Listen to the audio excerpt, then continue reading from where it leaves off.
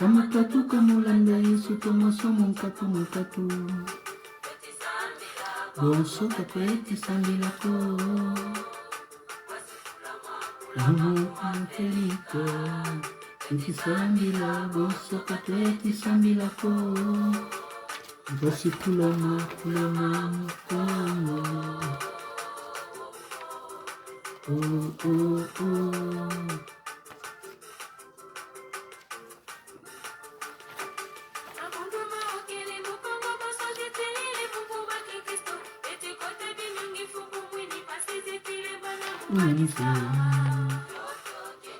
Kutu dia kinzenga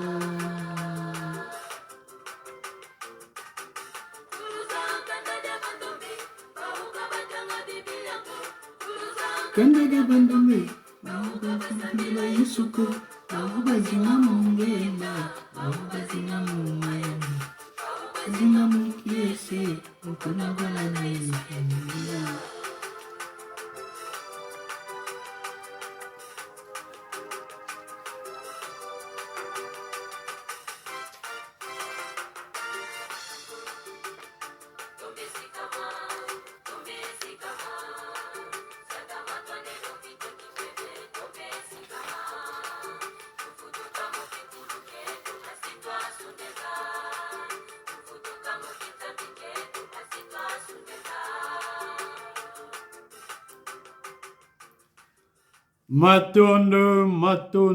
Matondo, bampangi, yengekeno, konso kuma kulu bakamene, mono wabeno zikoti mayuma, tembo dia mwanda.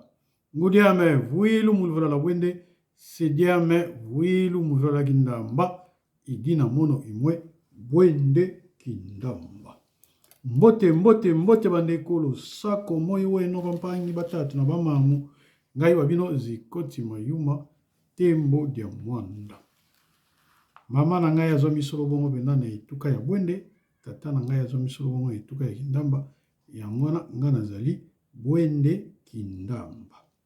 Ya solo bongo benda bandeko toye kaka ndenge tolobaki mbaleleki tokosilisa kapu na biso ya mukanda na biso ya construction de Mbanzalemba lelo yango to yeko tata manaka ko tanga ngo construction de Mbanzalemba e komami solo mo bena na ne mondan semilonga kongo ne makanda la ne mavonga mo kosi ya solo mo mukando e komama bena na le 3 juillet 2006 lumu kianta tungonda ya Nsamburia mvua ya mafunda mole na kama sambano. Matondo bandeko mbaleleki tosukaki wapi na kapu na biso ya mine esika wapi totangelaki bino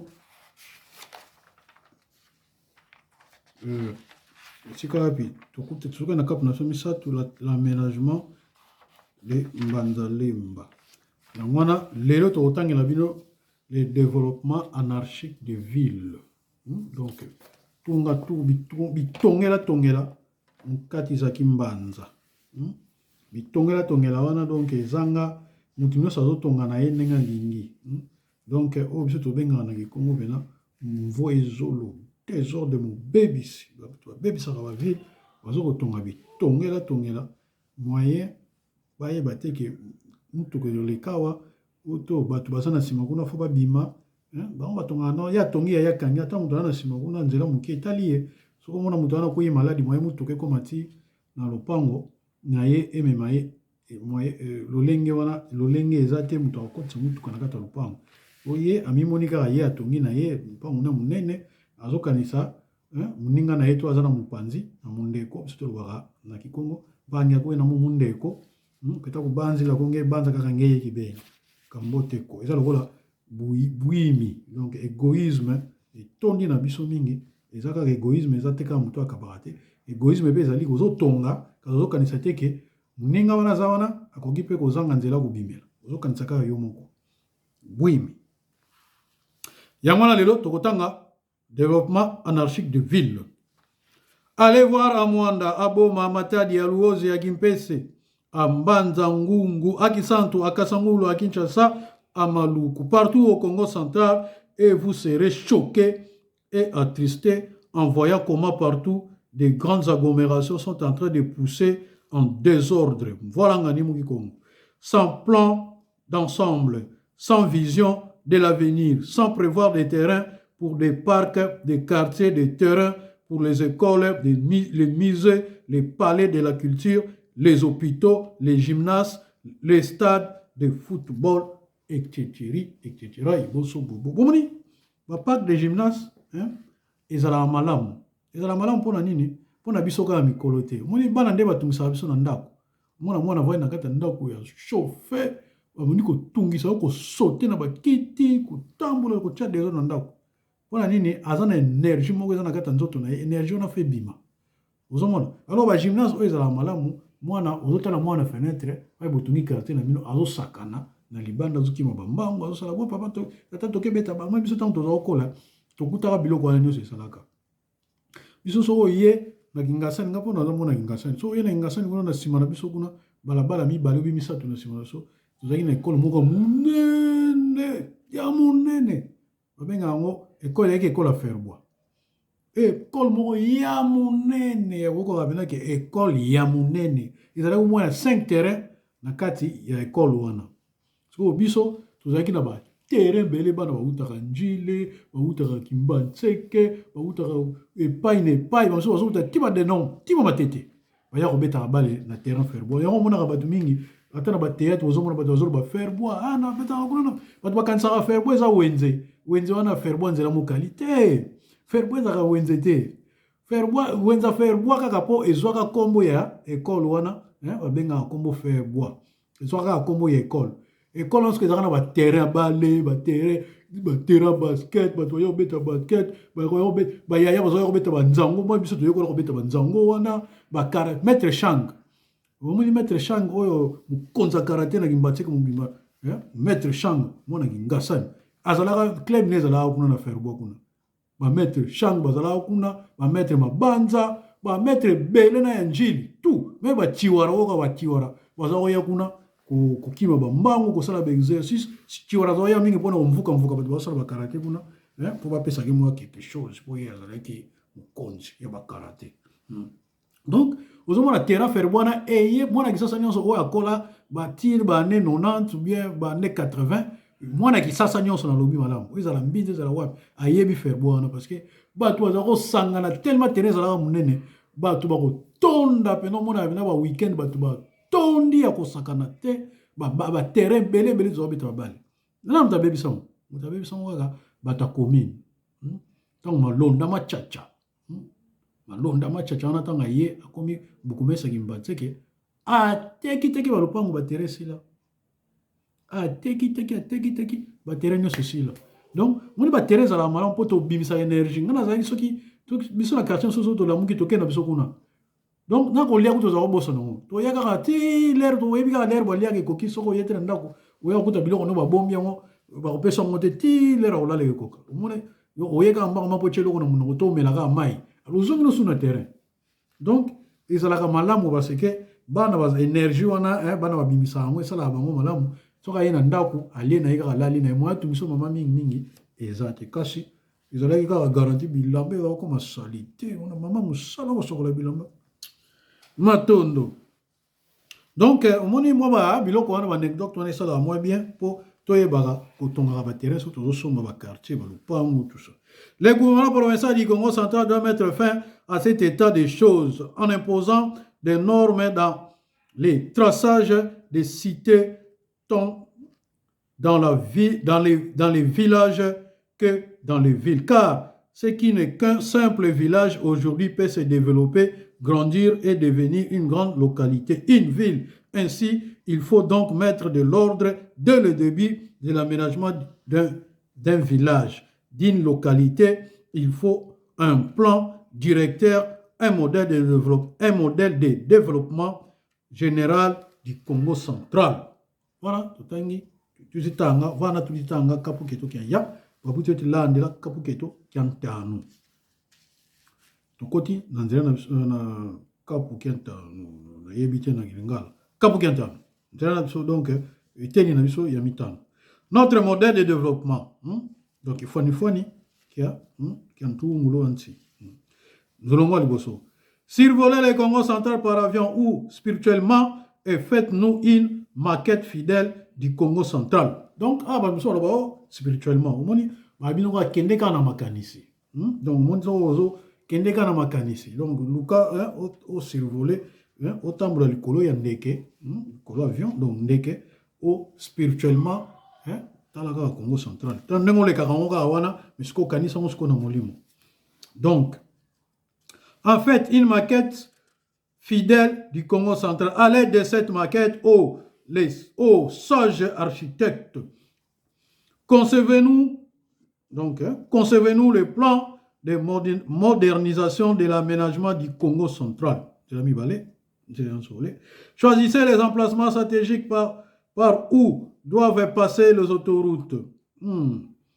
Ce que Congo central, madame. Netingai na tambulango déjà na makolo na kota bakati umoni soko zaka na kisasa wana tolo bakaka ozana mbinza e senga na ngayo makanisi donc ozono ka nzela nino olani no ka mai ya fleuve wana na ngonga moko boy otiki no mai ya fleuve okoti na yo kuna ba sanda ba lemfu ba nini ti oya ko bima na ba lukunga okati mai ya lukunga bana moko bima ngoyi matadi obimi no bana mona manyanga. Donc, nzela mukuse ya ngwana déjà sina pesi bino ngas ko na survoler ngo spirituellement mais na tambulango pe déjà. Donc omoni ke zana ngo facile nzela mo ke zana ngutu e zana ngo 600 km te o katonga do ba benga ngona ikongo nzila nzenga o betika nzila nzenga e zana ngo 600 km te. Donc mbala moko bokomi na mioto na kasangulu kaka kobanda na kasangulu na mitendi kasangulu bo betili bisoka deux fois deux bandes ou moins quatre bandes mais le les nzela mo touristique to bika 3x3 ça la bon 6 bandes boko traçant kitoko ti kuna na mayombe.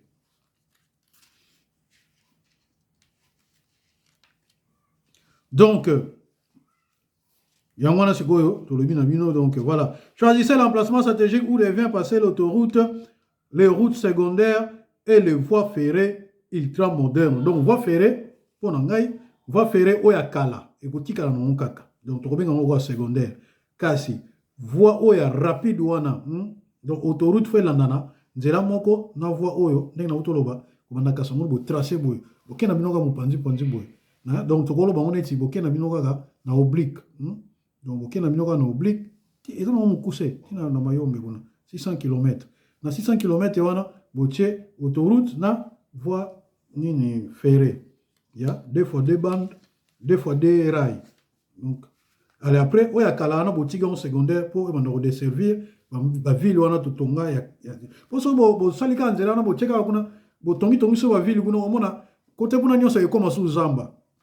Omona batu ba vanda sous kuna te. Yango donc faut bochape kuna ba activité et pas bobe ba activité. Matondo. Donc, choisissez les carrefours stratégiques pour où nous devons construire nos innombrables petites villes pittoresques, car les métropoles tentaculaires comme Kinshasa sont pour nous un véritable fléau. Choisissez les places idéales par où nous devons planter les nouvelles forêts, réserver des parcs nationaux et construire de nouveaux villages ultramodernes où coule abondamment d'eau, électricité et les téléphones. Choisissez les endroits convenables par où nous devons construire les temples de la cité des mages en retraite. Donc, mage en retraite, cité, Congo central, tout le monde a Zimba. Parce que na Zimba, on a besoin totali géographie malamu tant bo sala banzela na bino bo le kapé na zimba wana ils appellent malamu na emplacement ya Congo fois pour surtout bo sali ba biloko na ba marge na bino ba zimba ba ni biloko mo ndenge za malamu da champ Kilansi province Kakongo Mpemba Ntsanga Mpumbu et Congo central donc Kakongo Mpemba Ntsanga et Mpumbu Kinshasa Ntsanga Mpemba Ntsanga donc eza lokola ete bakasangulu banini te wana oui Kakongo eza lokola bokiti ba Matadi ba Mwanda ba Boma donc wana nde Kakongo voilà. L'objectif est de construire dans les villages le même type de villas et de maisons sanctuaires que dans les villes. Car en matière d'habitation, nous voulons mettre fin à la différence de maisons entre la ville et la campagne. Nous voulons voir les mêmes types de maisons, les mêmes mobiliers luxueux et les mêmes équipements.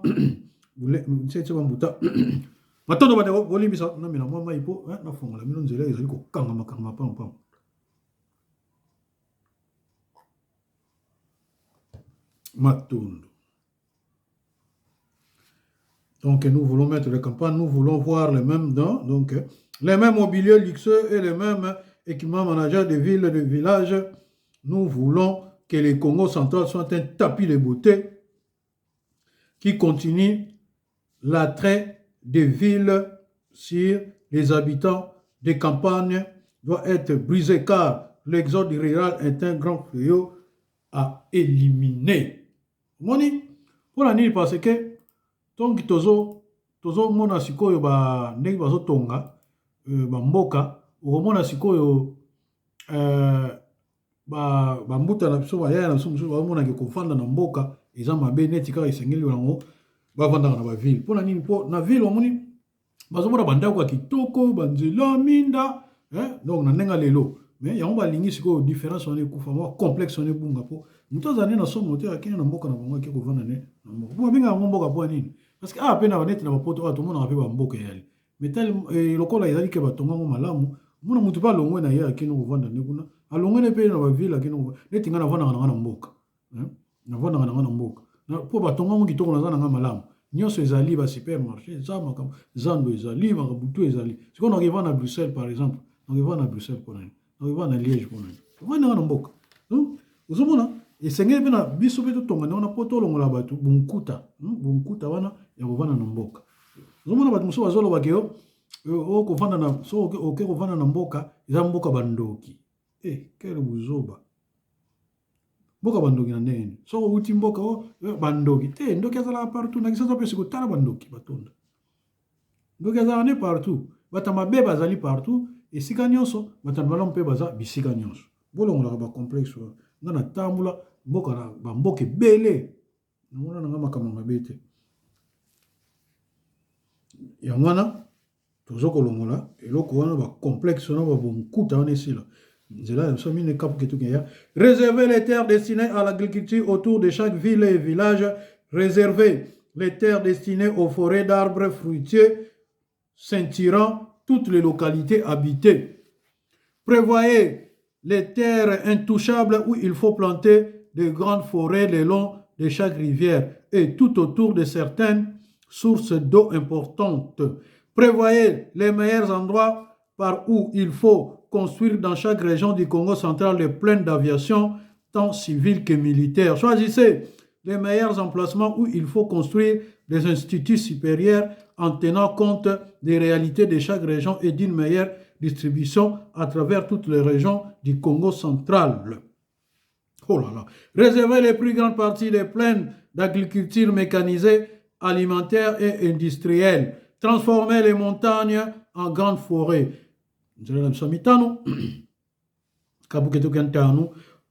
Architectes, voyants, institutifs, associez-vous et déterminez les sites touristiques à aménager, les emplacements où il faut construire les mazimba, donc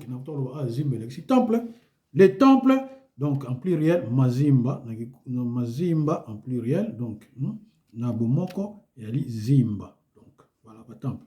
Des retraites pour les vacances de prière fervente, le lieu où il faut construire des somptueuses villas de campagne pour les personnes en état de convalescence ou désirant un repos complet.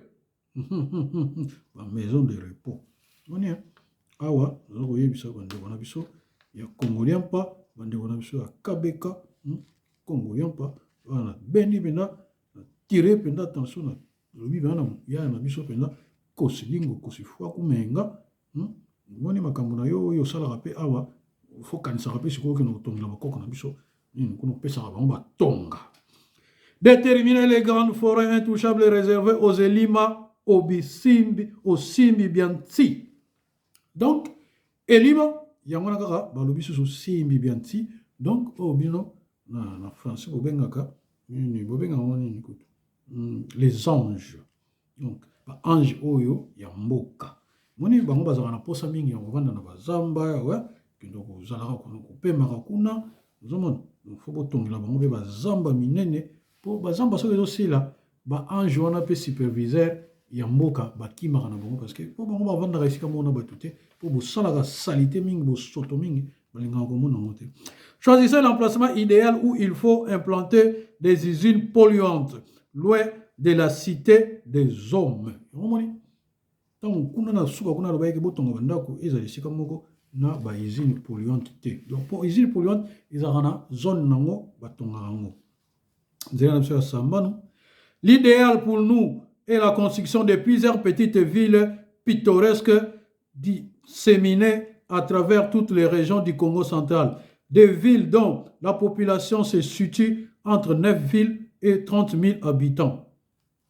Des villes qui favorisent les étroites relations humaines et assurant des déplacements faciles. Nous voulons des villes à population optimale, puissant d'espace, jouissant d'espace suffisant pour que les maisons soient confortablement installées et que les services soient bien situés d'accès facile. Donc, ezaka pona ba kongote, ezaka pona ba ngala, eza pona ba luba, eza pona ba kasayen, tout en général, donc ba kasayen, donc to lobi na ba province wana musu eza kuna ya uele kuna, donc na ba nani ba otetela ke mafumbe, tokela bandeko na biso ya Katanga, bandeko na biso na Uturi kuna, tozomona ba petite na zotanga awa kasi banyamulenge bazate.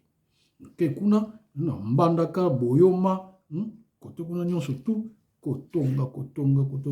Oke kuna na Bujala, oke kuna na mboka Ngwenze, mboka na tata na nga na Ngwenze kuna, oke kuna na Gemena, na Businga, oke kuna na Gbadolite, oke kuna na Popoka Baka, botonga. Bolanda kaka oyo kasi boki na kosala ngo kuna. Po bato nyonso moya po tina te bayaka Kisasa. Bazala kaka kuna, bazolona biloko kuna, bandunda kuna, makambutu kuna, bailondi ba soja, ba mwenge, ba wandu, po na kotekaka ekosala bango malamu. Batongi ba ekole po bana bakotanga, batongi ba hôpitaux, nzo ya lusalusu, donc nzo za muki. Ozomona. Moni na bungi nan po koloba tellement elenge ezalaka na makambo oyo ozomona nazobunga, donc tokotangaki samba na sikoti na Sambori ya sikoyo. Voilà. Samboria. Connaissant l'effet que l'environnement d'une ville exerce sur les psychiatriques humaines, psychisme humain, nous préconisons de laisser entre les différents quartiers d'une même ville des zones de verdure réservées à la végétation, aux arbres, aux jardins de fleurs, et de sorte que les habitants de nos villes ne perdent pas les contacts avec les milieux naturels. Nous voulons, les milieux naturels, on se bat bana bakendaka koyekola kuna bakenda koyekola ba fleur bota nini banyama nini bakotanga bakimpungu bakimbembila bina batanga nga zekimbembila bina batanga nga zinani zibimpungu bina batanga nga ebantsoti mazundu Nous voulons des villes où rayonnent la splendeur d'architecture et la qualité de construction, où les édifices s'harmonisent merveilleusement les uns les autres, où les zones commerciales et résidentielles ne sont pas du tout surpeuplées. Kapu na biso, kapu keito kia nana, kapu na biso ya motoba te ya mwambe. Nous voulons des résidences et des places commerciales situées de manière à bien s'intégrer les unes des autres. Des jardins luxuriants à des larges avenues bordées d'arbres, à des parcs à fontaines étincelantes et à des sculptures artistiques conçues qui ajoutent à l'ensemble d'un aspect hautement esthétique. Écoles, musées, bibliothèques, gymnases et salles de théâtre offriront des passionnants activistes éducatifs, récréatifs et culturels.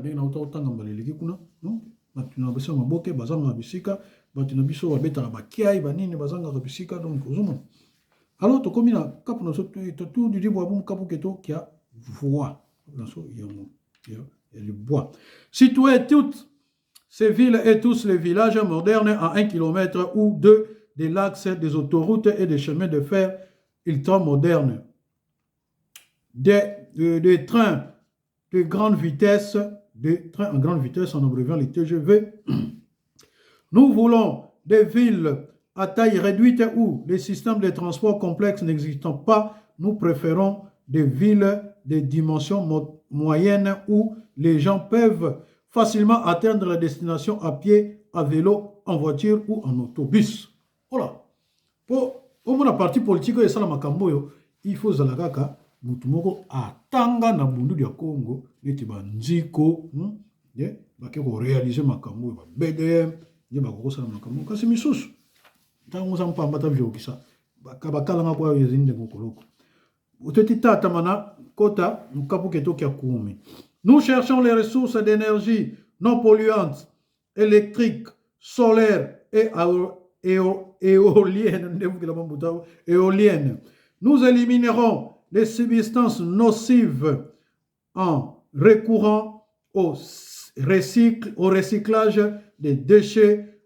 Nous encouragerons les fertilisations des sols par des moyens naturels. Moni biso na Burundi Congo, ozalaka ba écologiste d'avant-garde. Moni bakambo to yekola yango déjà kuna. Kapuketo Kakumi aussi. Les temples du Bukongo, les Makabana, s'occupera de la formation morale, culturelle, spirituelle et politique de la population. L'éducation spirituelle de la population sera orientée vers le réveil des qualités du cœur, de l'esprit, de l'amour et des services. Oh,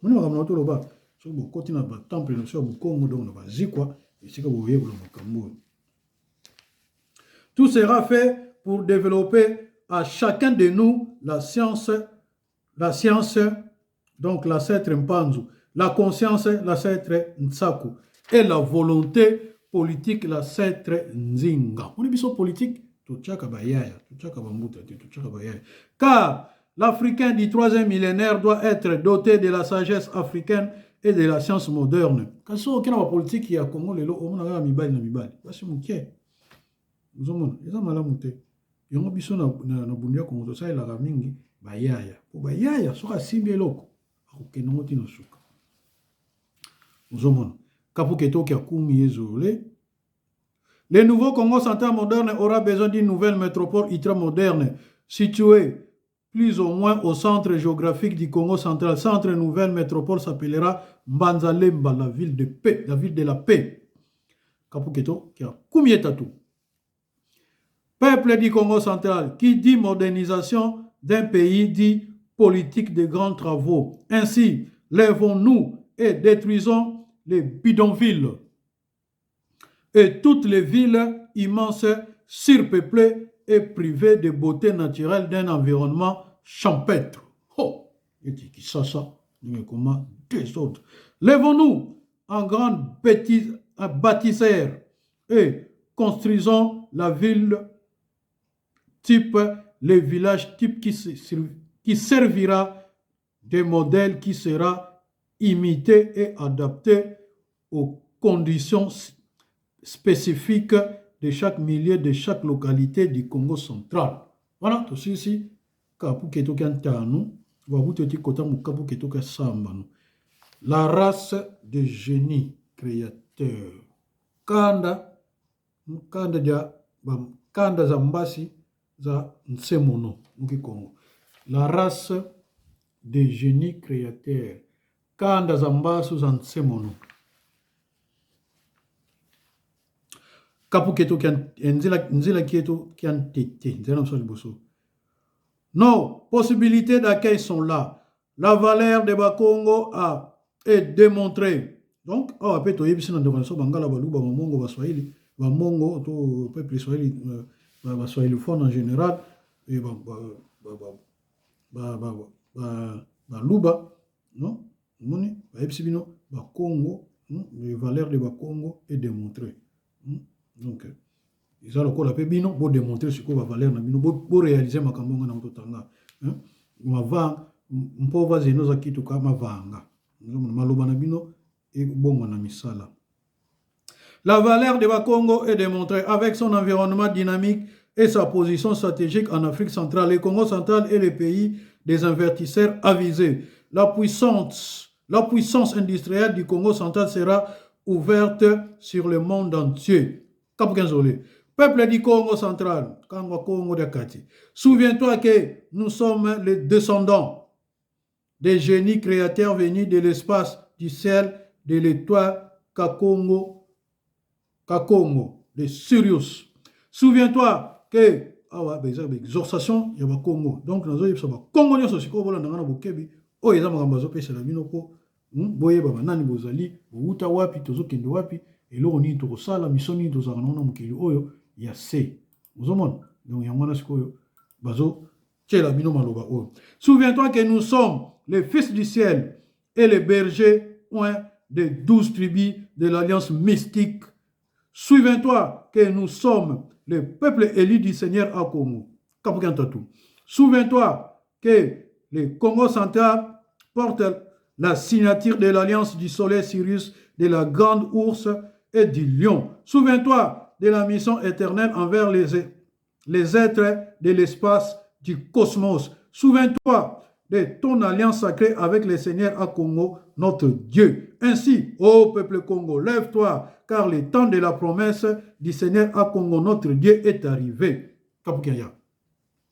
Peuple du Congo central, hommes, femmes, managers, employés, ouvriers et soldats, réveillez-vous. Marchons la main dans la main. Œuvrons ensemble pour bâtir un Congo central où prévalent la compétence, l'expérience, le savoir-faire et la maîtrise dans tous les domaines. Je veux que les paysages du Congo central soient découpés par un réseau de routes, d'autoroutes et de voies ferrées. Lèvons-nous pour démontrer au monde que le nouveau Congo central est un pays de grande circulation. Montrons-nous, bâtisseurs du Congo central, et propulsons notre énergie aux quatre coins de la République fédérale du Congo et du monde. Les Bas-Congos sont très riches en matière grise, en expérience en gestion.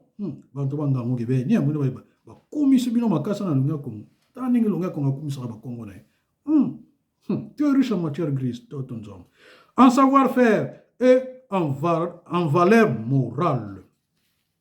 Le dynamisme de notre peuple Congo est inépuisable dans tous les domaines. Ainsi, soyons à l'œuvre dans chaque domaine du développement. Soyons créateurs, tenaces, efficaces, en plein d'esprit d'initiative et de patriotisme militant et zéleux.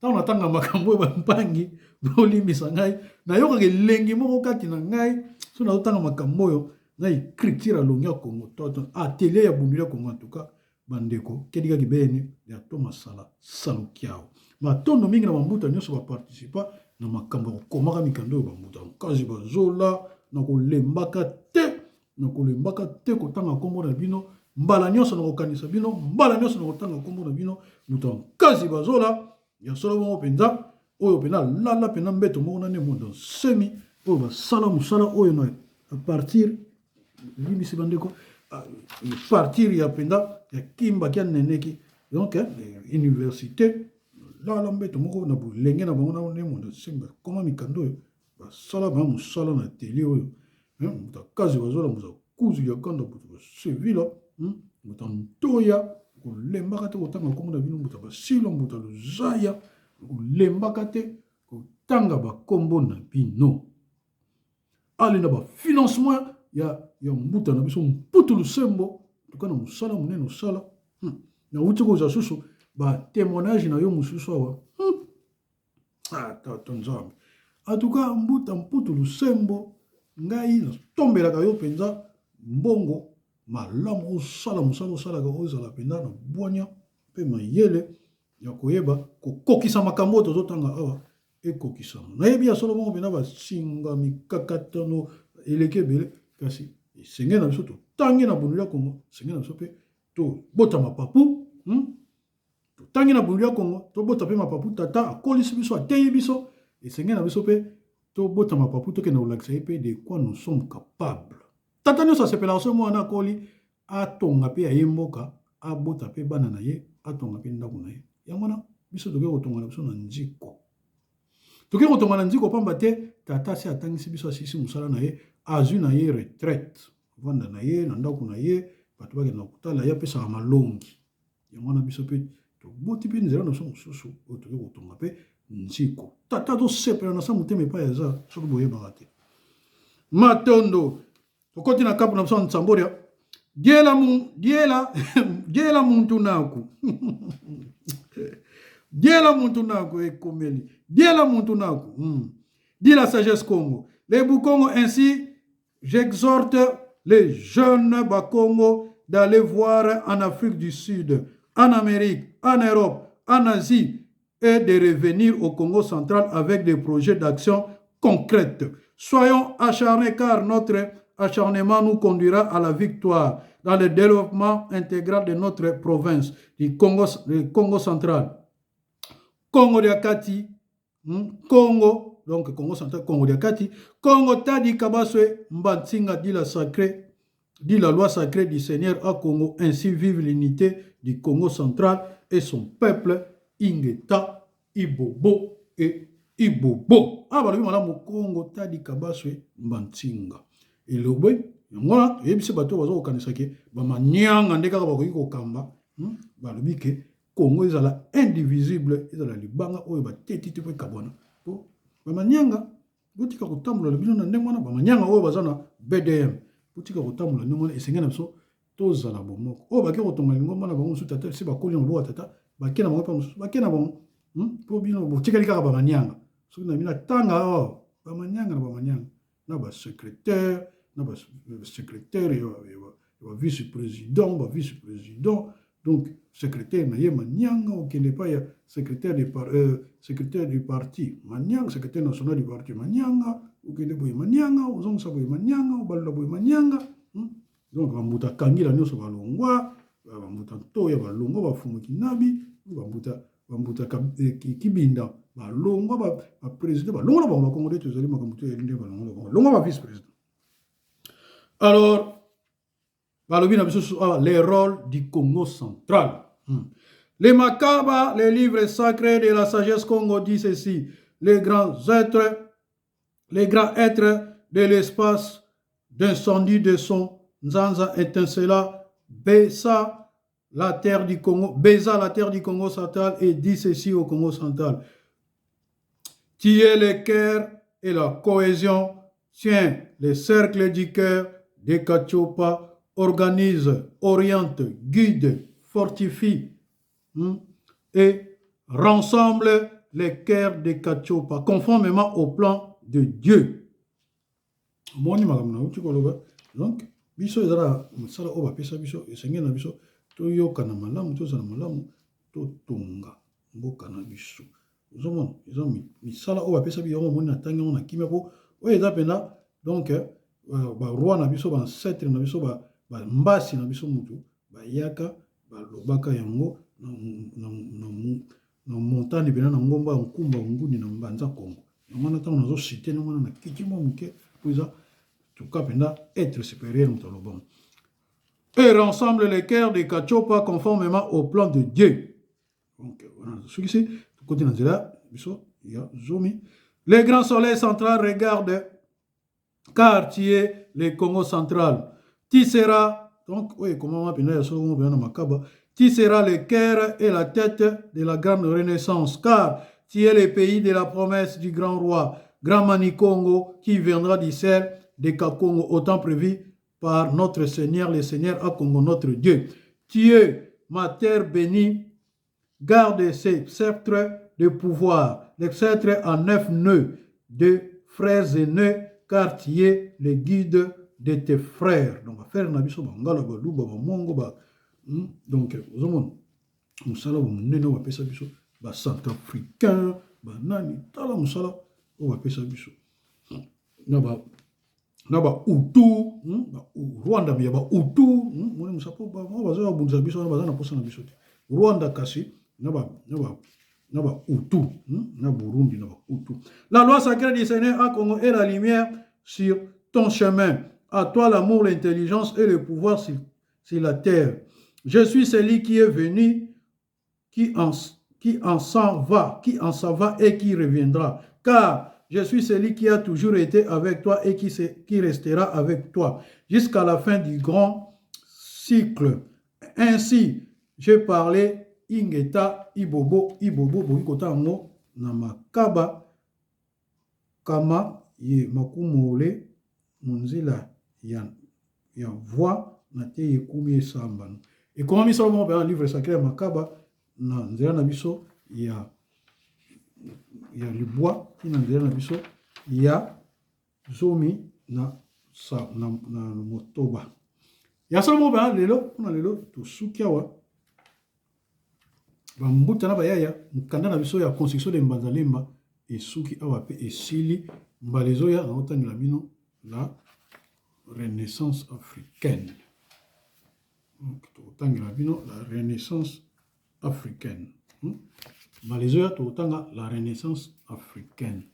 Ya solo wabranga ya bino zikoti mayuma tembo ya mwanda foko le kwame usale kwene muyenge bakulu yikama mwamonso na vanga kilivo tatunga Kongo dieto. Wabunge tulutulila nkunga lutoma yodimba lutoma yuwa meta vovela mambo mo ngeti mbeni tanga vava ya solo bo na tele bino nzembo oyo po ezolobela kaka makambo oyo ngai na uti kotanga awa matondo bolanda mongol zola ngangu yelendo ngemba munzozeno makanda meno mawonso no yoyo.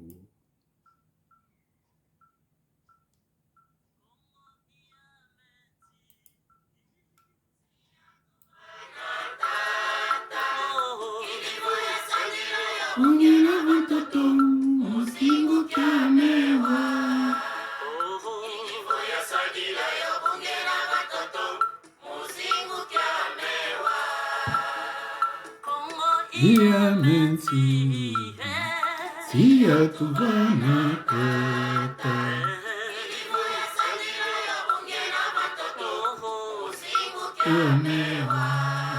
Kongo ezali mboka na ngai bapesanga na tata nasalela yango nabongela yango awa na bomoi na ngai ya seko na seko.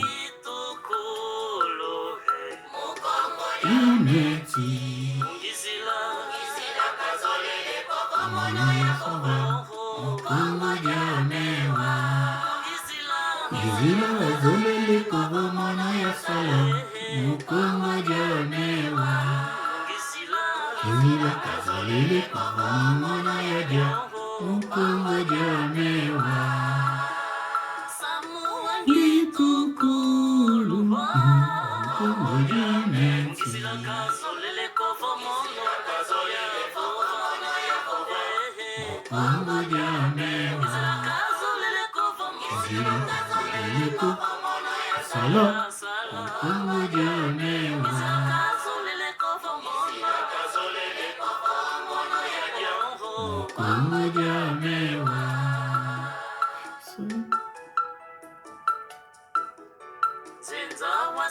Santiani, Kongo.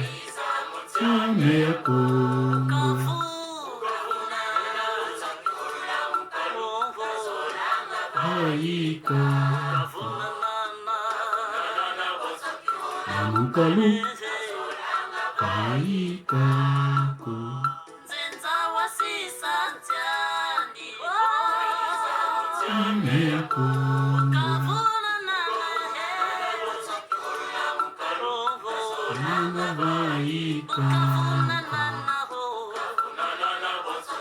Namukalu,